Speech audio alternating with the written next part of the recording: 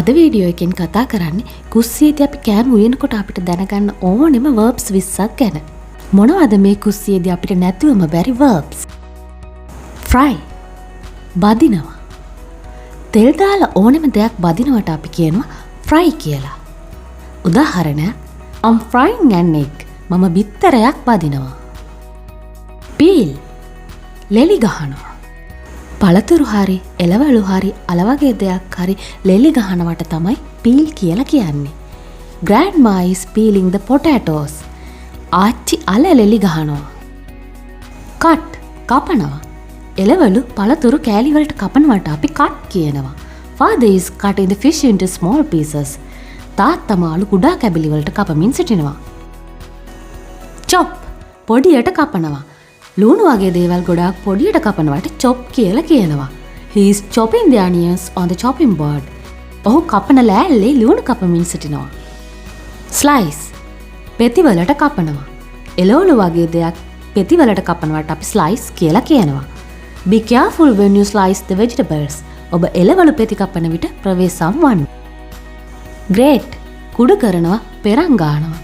Carrot වගේ දෙයක් උපකරණයක් භාවිතා කරලා පෙරන් ගන්නවට අපි grate කරනවා කියලා කියනවා. I'm grating carrots. මම කැරට් පෙරන් ගාමින් ඉන්නේ. crush පොඩි කරනවා. මොනවා හරි දෙයක් පොඩි කරනවට අපි crush කියනවා. Mother is crushing the garlic. අම්මා සුදු ලුණු පොඩි කරනවා. break කඩනවා. කෑම උයනකොට බිත්තර කඩනවා වගේ දෙයකට තමයි break කියන වචනය පාවිච්චි කරන්නේ. break the eggs into a glass bowl. බිත්තර වීදුරු බඳුනකට කඩන්න. පෝ වක් කරනවා. භාජනයකට හරි කෝප්පයකට හරි වතුර තේ වගේ දියර જાතියක් වක් කරනවට පෝ කියලා අපි කියනවා. Mother is pouring some coffee into the cup. අම්මා කෝපි ටිකක් කෝප්පයට වක් කරනවා.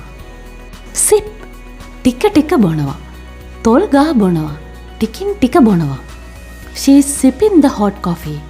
ඇය උණුසුම් කෝපි ටිකින් ටික බොනවා. spread අතුරනවා තුනී කරනවා. ඔය පාන් කනකොට පාන් උඩ බටර් ජෑම් වගේ දෙයක් අතුරනවට අපි කියන්නේ spread කියලා. I like to spread butter on my toast. මම මගේ කරකල පාන් එකේ බටර් ගන්න කැමතියි. toast කියන්නේ කරකල පාන්. boil තම්බනවා. එළවලු බිත්තර වගේ දෙයක් තම්බන විට ඔයාට මේක පාවිච්චි කරන්න පුළුවන්. Please boil these eggs. කරුණාකර මෙම බිත්තර තම්බන්න.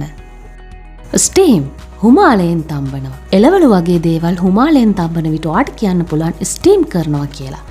steam the vegetables. එළවලු හුමාලයෙන් තම්බන්න. squeeze මිරිකනවා.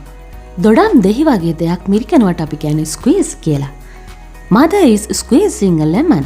අම්මා දෙහි ගෙඩියක් මිරිකමින් ඉන්නවා. sprinkle ඉසිනවා.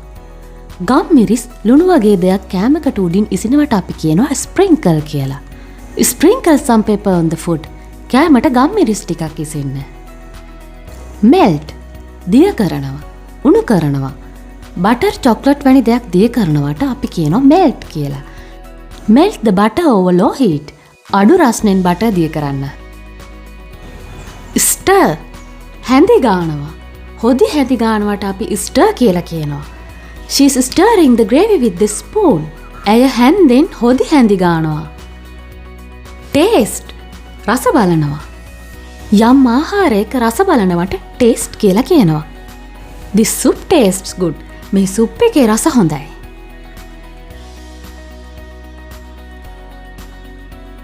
cover ආවරණය කරනවා. cover the pot with the lid.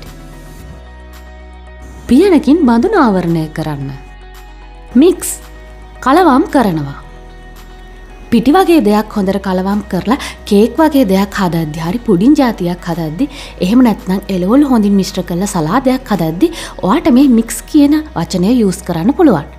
mix the vegetables well for the salad. සලාදය සඳහා හොඳට එළවලු මිශ්‍ර කරන්න. මේ වීඩියෝ එක හොඳයි නම් like කරලා මතක ඇතුව subscribe කරලා bell icon එකත් click කරලා තියාගන්න.